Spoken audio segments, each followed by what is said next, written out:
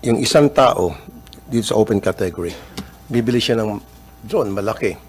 Kargahan niya ng bomba, granada, papalit pa rin niya sa airport natin, sa aeroplano, babanggain yung aeroplano. Or meron siya specific target sa military installation natin, papasabugin. So, paano natin mapigilan yun? Ano po yung counter, Yes, sir. anti-drone, kung tawagin yan? Am I using the right word? Yes, sir. Commonly called counter UAS or Counter, UAS, sir. Unmanned Aerial System or anti-drone. okay, counter any other anti-drone. term can be- Okay. Pag-usapan natin itong drone. Itong isang issue na napapanahon na natin pag-usapan. For me, it's a national security matter. Why? I'll tell you later. Walang masama na magkaroon tayo ng drone. We operate drone commercially for entertainment, etc. But who regulates yung drone, pagpapalpad nito, etc. Is that CAAP? Nandito ba yung CAAP? Good morning, Your Honor. Good morning. Kayo po nag-regulate ng drone, ano? Yung, Yes po. okay. Di ba dalawa yun? Commercial and private? Actually, Your Honor, it's now classified into three. Okay. And We those are? have the open category. Okay. Ito po yung mga hobbyists, small ones. Okay. Then we have the specific. Ito naman po yung mga agricultural drones. Okay. Commercial drones per se. Agri and commercial, isa lang yun? Yes. And Alright. then we have the certified.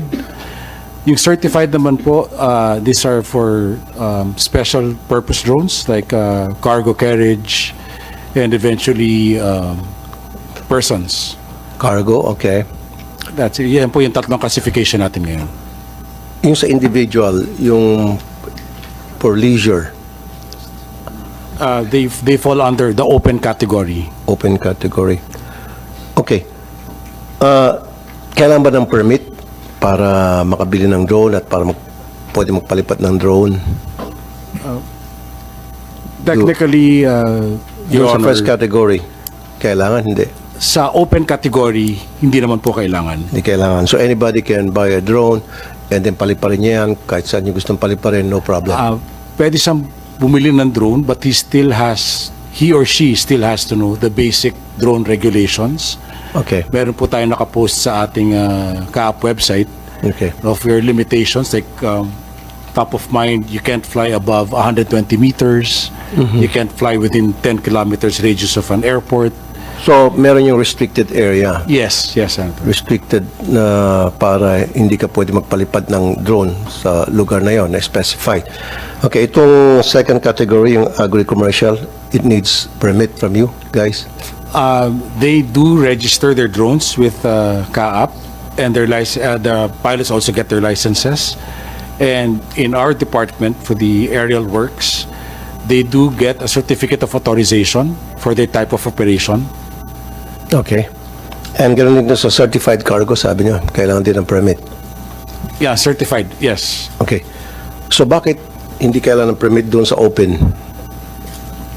Because the open category, Your Honor, it has been industry best practice. Like for hobbyists, these are the smaller ones, lesser payload.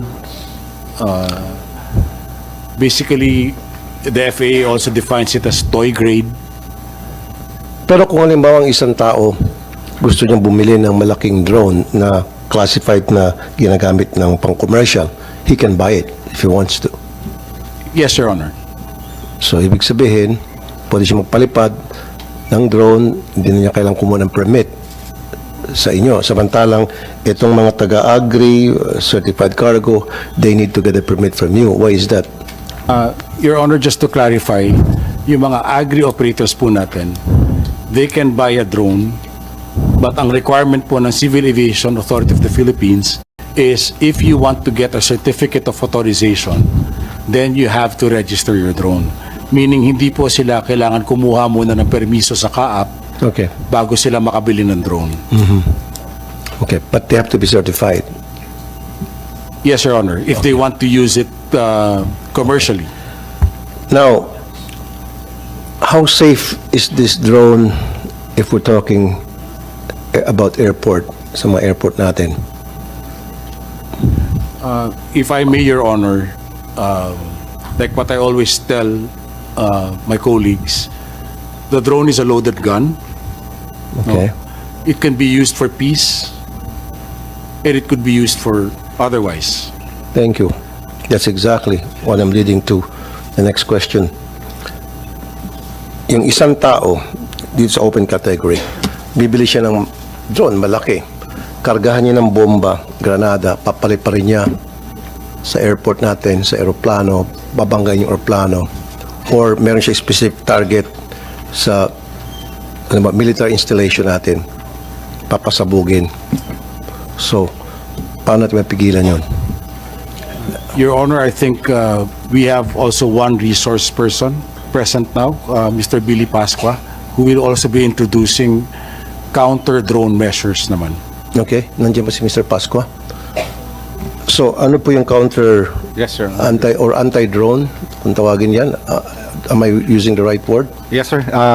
Commonly called counter UAS or Counter, UAS, sir. Unmanned aerial system or anti-drone. Okay, counter other anti-drone. term can Okay. be used correctly.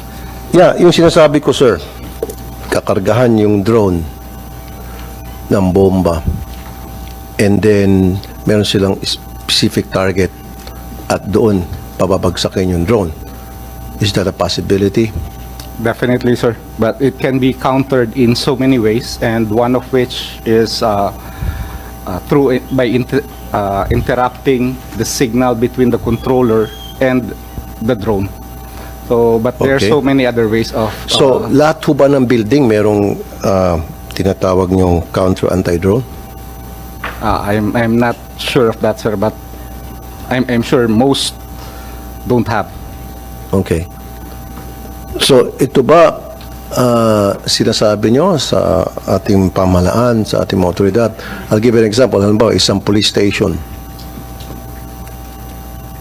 Kakargahan ng bomba yung isang drone. Tapos, papalanding doon o ipag-crash doon. Sabog. So, pwede mangyari yon.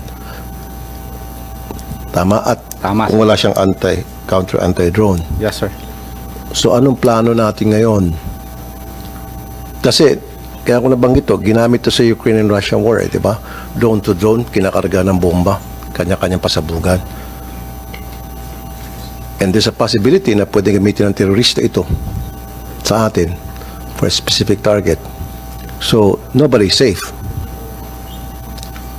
Meron ba tayong mga taga-military dito? Did we invite someone from the military? PNP?